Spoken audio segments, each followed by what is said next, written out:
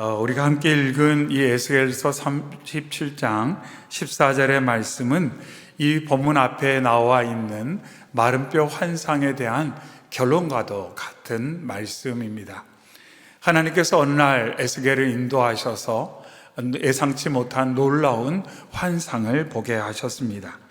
본문 앞 1절에 여호와께서 권능으로 내게 임재하시고 그의 영으로 나를 데리고 가서 골짜기 가운데 두셨는데 거기 뼈가 가득하더라, 이렇게 말씀하고 있습니다. 먼저 1절 말씀 가운데 강조되는 것은 여호와께서 권능으로 임하셨다, 그의 영으로 나를 인도하셨다, 이렇게 말씀하고 있습니다. 이 말씀을 통해서 뭘 우리가 알 수 있냐면, 우리가 어떤 대상의 실상을 파악하는 것은 하나님의 임재와 권능의 역사를 통해서만 가능하다는 것입니다. 우리는 아둔한 존재입니다. 잘 못 봐요. 판단할 능력이 부족합니다. 무엇이 현 상황인지를 바르게 판단할 만한 역량이 턱없이 부족한 상태입니다. 오직 오늘 말씀에 있는 것처럼 여호와께서 권능으로 임하시고 그의 영으로 우리를 인도하실 때에만 우리는 실상을 볼 수가 있는 것입니다. 그래서 본문의 사건을 우리가 다르게 표현하면 계시, 이렇게도 표현할 수가 있습니다. 성경에서 말하는 이 계시라는 것은 뭐냐면, 뭔가 덮여져 있는 것을 하나님께서 거두어 주셨을 때 그동안 덮여 있어서 우리가 깨닫지 못했던 것, 파악하지 못했던 것, 알지 못했던 것을 그제서야 우리가 보게 되는 것, 알게 되는 것, 그것을 계시, 이렇게 말합니다. 결국 이 모든 것은 하나님의 주권적인 역사의 결과입니다. 내가 계시받고 싶다고 해서 계시를 받을 수 있는 게 아니에요. 계시라는 것은 이처럼 하나님께서 보여주실 때에만 우리가 보게 되는 것입니다. 그런데 그 계시의 가장 중요한 것을 오늘 본문에서는 뭐라고 말하냐면, 지금 나의 상황, 지금 우리의 상황이 어떠한지를 바르게 볼 수 있도록 도와주시는 사건, 그것 또한 중요한 계시라는 거예요. 우리가 때때로 성경 말씀 가운데 계시를 우리가 너무나도 한쪽에서만 보다 보면 마치 어떤 미래의 사건을 알아가는 것, 언젠가 말씀드렸죠. 예언이라고 할 때 그 예자도 맡을 예자를 쓰기 때문에 말씀을 맡았다, 이런 뜻이에요. 하나님의 말씀을 내가 맡았다. 그래서 단순히 미래 시제에 관한 내용을 내가 안다, 그 정도만이 아니라 이 예언이 의미하는 것처럼 계시도 마찬가지로 나의 지금 상황, 너의 상황, 우리의 상황을 하나님의 시각에서 볼 수 있도록, 내가 인간의 어떤 판단과 지혜와 능력으로 볼 수 없었던 것을 하나님의 보여주시는 것, 그것을 계시라고 말하는데, 오늘 에스겔이 이처럼 하나님의 권능의 역사와 영의 임재를 통해서 그가 보지 못했던 것을 볼 수 있는 눈이 열렸음을 놀라운 사건을 통해서 우리에게 일러주고 있습니다. 이런 내용을 통해서 결국 우리가 하나님 앞에 얼마나 겸손해야 하는가를 알 수가 있습니다. 뭔가 실제에 접근하려면 하나님의 도움이 필요해요. 또한 여기서 알 수 있는 것처럼 내 판단은 정확하지 않다는 거죠. 내가 나를 보는 것, 내가 너를 보는 것, 내가 세상을 판단하는 것은 항상 완전하지 않기 때문에 항상 하나님의 도우심이 필요하고, 그로 인해서 우리는 언제나 하나님의 도우심을 의지하는 겸손한 태도. 그래서 정말 성경에서 말하는 예언이라든지 계시라든지 이런 개념을 우리가 조금 더 알아갈수록 우리는 겸손해질 수밖에 없다는 것을 알 수가 있습니다. 바라가 원하는 것은 새해를 시작하는 저희 모두가 겸손한 마음으로 하나님의 도움을 구하고 하나님께서 시시때때로 보여주시는 그 계시의 역사, 그 말씀의 역사를 통해서 언제나 바른 판단을 가지고 힘 있는 삶을 살아가는 저희 모두가 되기를 소망합니다. 아멘. 그렇지 않으면 허공을 치는 듯한 허무한 다름질을 할 수가 있기 때문에 그렇습니다. 고린도전서 9장에서 그러므로 나는 다름질하기를 향방 없는 것 같이 아니하고 싸우기를 허공을 치는 것 같이 아니한다, 이렇게 바울 사도가 말했어요. 하나님의 도우심이 없으면 향방 없는 삶을 살아요. 허공을 치는 것 같은 삶을 산다는 거죠. 무척 분주해요. 뭔가 아는 것처럼 삶을 살아요. 그런데 하나님의 도우심이 없다면 우왕좌왕할 수밖에 없고 허공을 치는 듯한, 열매 없는, 분주하고 노력은 하는데 실제로는 참으로 허무한 노력을 해버릴 수도 있다는 것을 바울 사도도 강조를 하고 있습니다. 에스겔은 하나님의 임재를 힘입어서 하나님께서 보여주신 것을 봤습니다. 2절에 나를 그 뼈 사방으로 지나가게 하시기로 본즉 그 골짜기 지면에 뼈가 심이 많고 아주 말랐더라. 골짜기를 가득 채우고 있는 뼈를 보게 되었어요. 이스라엘의 상황인 거죠. 아니, 이 땅의 현실입니다. 우리가 성탄절에 말씀드렸죠. 우리의 삶의 현실은 마구간이에요. 어두워요, 추워요, 악취가 나는, 그것이 우리의 실상이라는 거죠. 성경은 오늘 말씀에서는 그것을 마른 뼈가 가득한 골짜기, 이렇게 말씀하고 있습니다. 근데 같은 의미라고 볼 수가 있습니다. 아마 에스겔은 그 장면을 보고 너무 끔찍했을 거예요. 너무 끔찍했을 거예요. 골짜기를 가득 채우고 있는 그 인골, 사람의 뼈가 가득한 걸 볼 때 어떻게 그것을 긍정적으로 생각하거나 바라볼 수가 있겠습니까? 너무나도 끔찍해요. 물론 어떻게 보면 우리가 사는 시대, 지금 우리가 사는 시대만큼 전쟁이 없었던 시대는 역사상 존재하지 않는다고 하지 않습니까? 그렇죠. 우리 대부분은 전후 세대예요. 이 한반도에서 큰 전쟁이 없는, 물론 그 이후에 조그맣고 또한 아픈 그런 경험도 분명히 있었지만 그런 전면적인 그런 전쟁의 역사를 우리는 이제 과거의 역사로 이해하고 있습니다.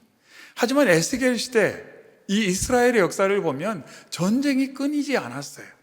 그래서 사람이 전쟁으로 인해 죽어간다는 것, 죽는다는 것을 그들은 가까이에서 경험했을 것입니다. 아마 시체도 꽤나 많이 봤을 거예요. 그러나 골짜기를 가득 채운 그 뼈를 볼 때 에스겔의 마음은 너무너무 답답했을 거예요. 왜냐하면 뼈라는 것은 절망과 그리고 소망 없음을 드러내고 있기 때문에. 누가 뼈를 보고 골짜기를 가득 채운 그 인골을 보고 좋아하는 사람이 있겠어요? 그렇지 않습니까? 모든 것의 끝, 죽음의 결과인 그 상태를 보고 누가 소망이 있다고, 가능성이 있다고, 가치가 있다고 말하는 사람이 있겠습니까? 그런데 말씀이 있는 것처럼 거기 뼈가 가득하더라, 뼈가 심이 많고 아주 말랐더라, 이렇게 말하고 있어요. 어느 것 하나 나은 것이 없어요. 모두 같다는 거예요. 모두 같다는 거예요. 그것이 이스라엘의 실상이요, 이 땅에 호흡하고 있는 모든 피조세계의 실상이다, 이렇게 말합니다. 사람의 눈으로는 조금 낫고 좀 덜하고 이렇게 보일지 몰라요. 그러나 하나님의 시각에서 누가 그러잖아요. 지상에서 보면, 지면에서 보면 높은 건물도 있고 낮은 건물도 있는데 비행기 타고 올라가면 다 고만고만해요. 아무 의미 없어요. 우리가 지금 보고 있는 크고 작다는 의미는 높이 올라가면 올라갈수록 아무 의미 없어요. 오늘 본문 말씀은 우리의 실상이 어떠한가, 하나님 보시기에 이 땅의 실상이 어떠한가를 정확하게 이 마른 뼈 골짜기를 통해서 보여주고 있습니다. 이런 모습을 볼 때 에스겔의 마음이 참으로 답답했을 것입니다.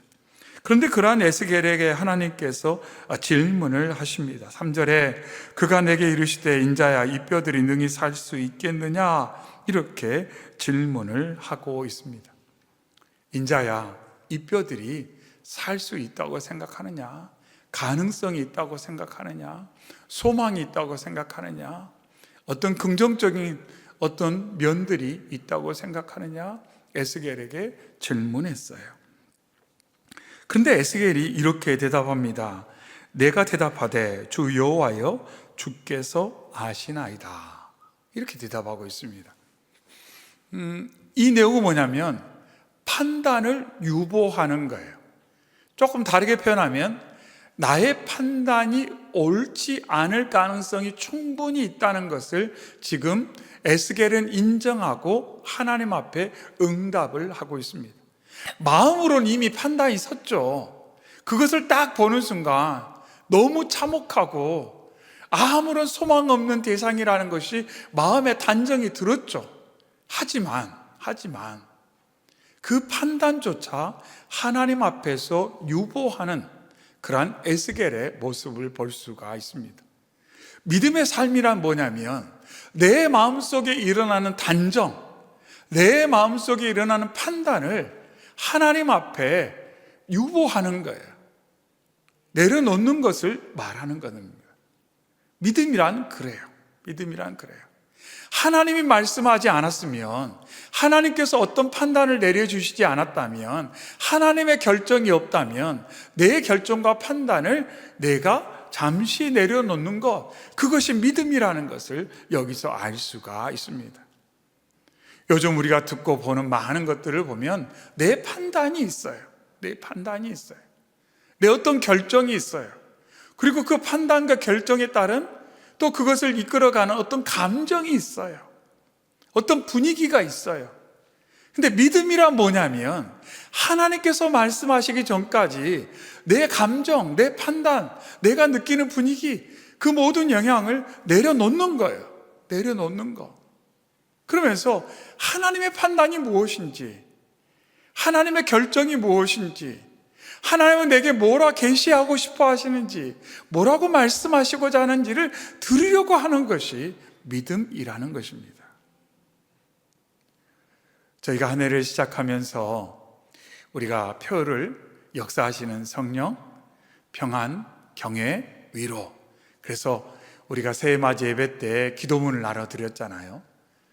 저도 아침에 이렇게 몇 번 읽고 낮에도 읽고 저녁에도 읽고 계속 읽으려고 하는데, 처음에 이 기도문을 만들었을 때 좀 반신반의하는 마음이 왜 없었겠어요? 이게 어떤 영향을 나에게, 너에게, 1차적으로는 저 자신에게, 그런데 약효가 좀 있는 것 같아요. 아침에 딱 출근해서 먼저 일을 하기 전에 한두 번 읽어보면서 생각을 해보는데 뭔가 이게 말씀과 기도가 나를 끌어간다는 거. 점심에도 밥 먹기 전이나 밥 먹은 후에 또 펼쳐놓고 또 읽어보는데 이게 약기운이 좀 올라오는 것 같아요. 그래서 좋다라는 생각이 일단 제가 좀 들었어요. 근데 약은 자기가 먹어보고 약효가 나타나야 누구한테 이야기를 하잖아요. 그러지 않겠어요? 이렇게 준비하면서도 많이 기도로 준비하고 많은 분들이 함께 애를 써서 이렇게 만들어지고 있는데 매일 그렇게 참 감사하다라는 생각이 들었어요. 지금 에스겔의 태도가 그래요. 하나님, 제 마음에 이런 판단이 들고 이런 감정이 들고 이런 분위기가 느껴지지만 하나님 내려놓습니다. 하나님, 제가 하나님을 기대합니다. 하나님의 음성을 듣겠습니다. 하나님의 판단을 제가 따르겠습니다. 이렇게 에스겔이 하나님 앞에 반응하는 것을 볼 수가 있습니다. 그때 하나님께서 에스겔에게 이렇게 말씀합니다. 4절과 5절에 또 내게 이르시되 너는 이 모든 뼈에게 대언하여 이르기를 너희 마른 뼈들아 여호와의 말씀을 들을지어다.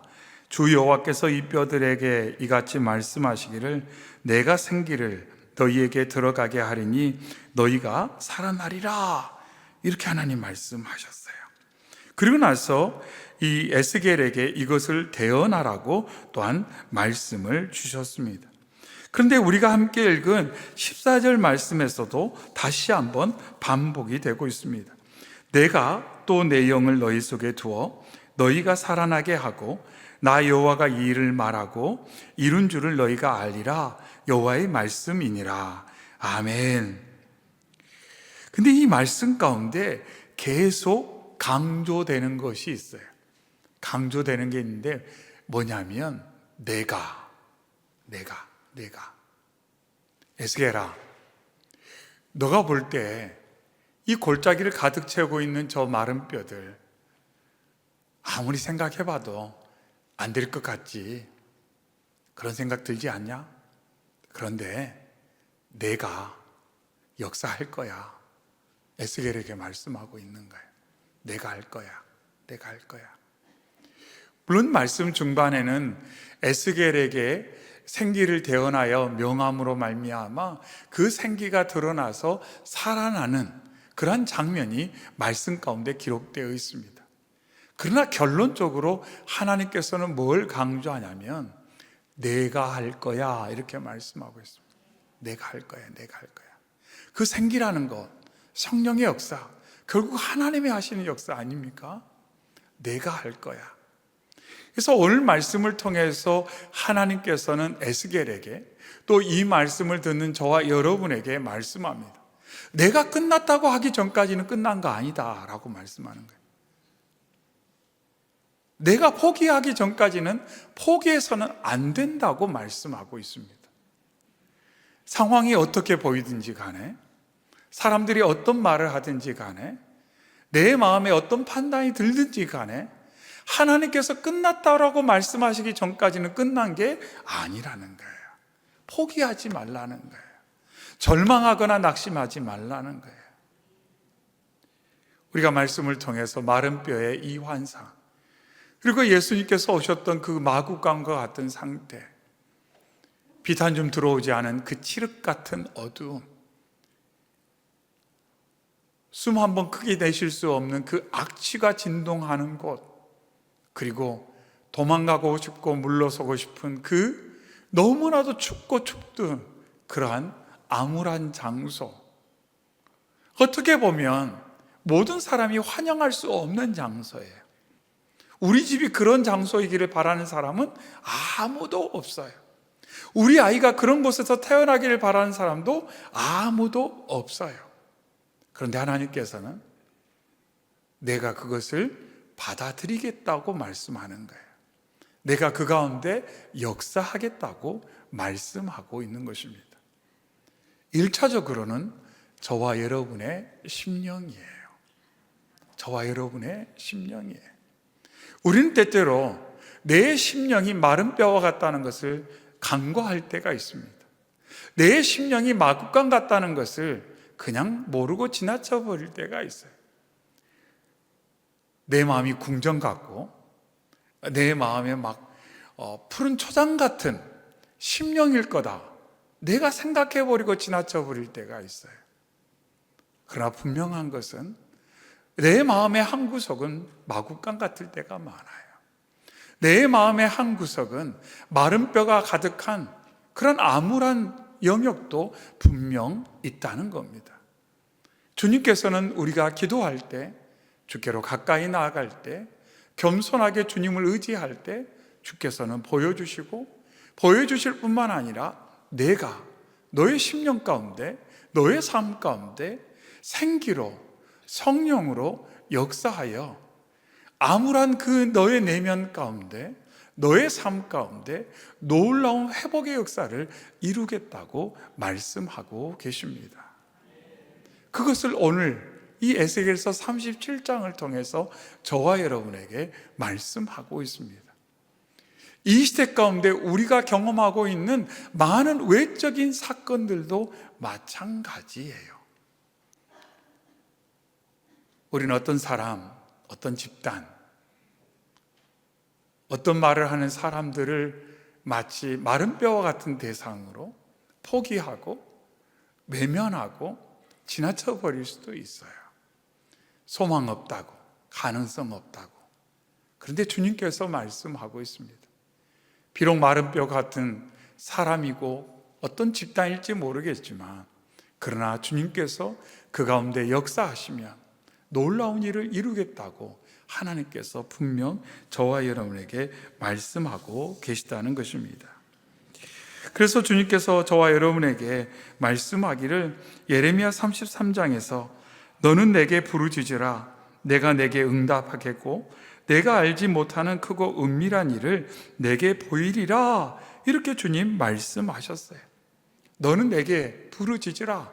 그러면 내가 너에게 보여주겠다, 알려주겠다, 이루어주겠다. 이렇게 주님께서 말씀을 하고 있습니다. 그래서 우리가 해야 될 일은 뭐냐면 부르짖는 거예요. 알아서 부르짖는 것 아니에요. 오늘 말씀에서 강조한 건 뭐냐면 내가 바른 판단을 내리기 때문에 부르짖는다고 말씀하지 않는 거예요. 우린 때때로 뭔가 판단에 의해서 기도가 시작된다고 생각을 하잖아요. 오늘 말씀은 저와 여러분에게 그렇게 말하지 않습니다. 내가 판단할 수 없다는 것을 인정하기 때문에 기도하는 거예요. 내가 판단할 수 없다는 걸 인정하기 때문에.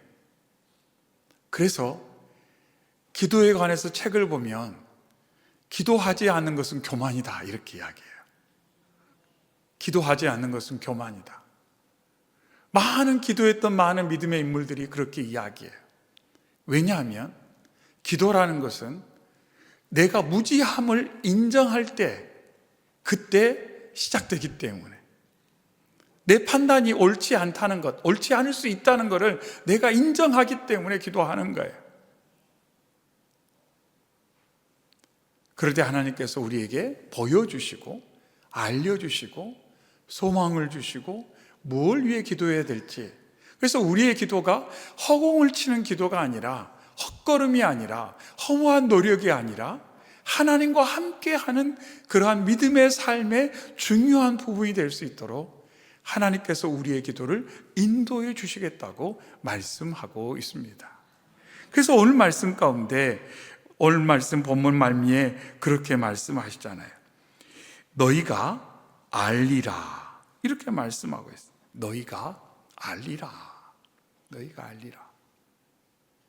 기도의 과정을 통해서 우리는 실상도 알게 되고 하나님도 알게 되고 하나님의 계획도 알게 되고 하나님의 하나님 되심을 알고 신뢰하게 되고 그래서 기도하면 기다리게 되고 기대하게 된다. 이렇게들 말씀하잖아요.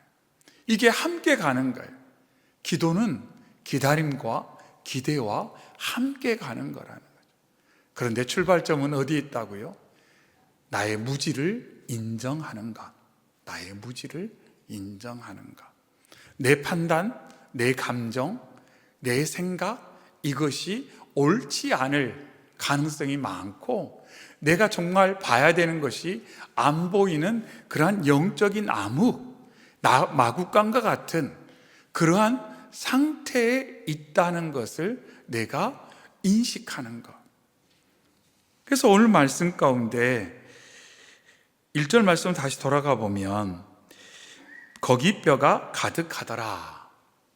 그런데 이 말씀의 전제는 뭐냐면 뭔가 조명이 다 비춰지니까 보이게 되더라는 거죠. 조명이 딱 들어와야 보여요. 한밤중이었으면 거기 뭐가 있는지 몰라요. 그런데 빛이 딱 들어오면 마구간에 빛이 딱 들어오면 그때야 보이는 거예요. 말씀드렸죠. 우리는 빛을 만들어낼 수 없어요. 빛을 보관할 능력도 없어요. 오직 빛이신 주님이 내 안에서 임재하시고 역사할 때만 보이게 되고 그것을 아까 계시 이렇게 말씀을 드렸습니다. 거기에서부터 기도는 힘있게 나아갈 수가 있어요. 결국 기도는 내 판단에서 하는 것이 아닙니다. 내 판단의 근거에서 시작되는 것이 아니에요. 하나님, 세상이 이렇습니다. 하나님께 상황은 말씀드릴 수 있어요. 물론 하나님께서 우리가 어떤 판단을 가지고 기도한다 해서 너 잘못된 판단하고 있다 막 질타하시거나 정죄하시거나 그러진 않아요. 그럼에도 불구하고 오늘 말씀을 생각해 볼 때 그래서 어느 순간에 기도를 이렇게 조금 이해하다 보면 말수가 좀 줄어들 때도 있는 것 같아요.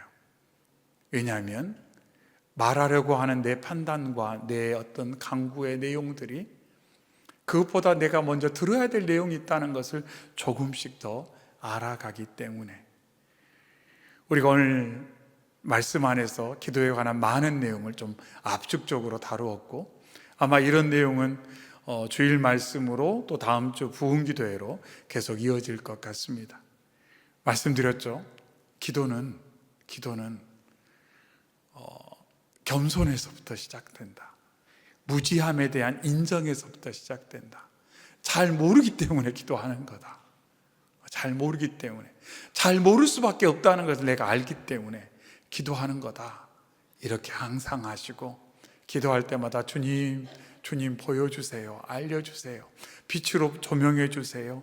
하나님, 그리고 제 마음속에서 일어나는 많은 감정과 판단과 생각과 또 그것에 의해서 막 일어나는 어떤 정죄하고 막 이런 것들을 하나님 다 잔잔하게 해주시고, 주님의 눈으로, 주님의 마음으로 오늘을 살 수 있도록 하나님 저를 인도해 주셔서 우리 금년 한 해 펴온 것처럼 역사하시는 성령님으로 평안하고 경외하고 하나님의 위로를 풍성히 누리는 저희 모두가 되시기를 주님의 이름으로 축원합니다. 아멘.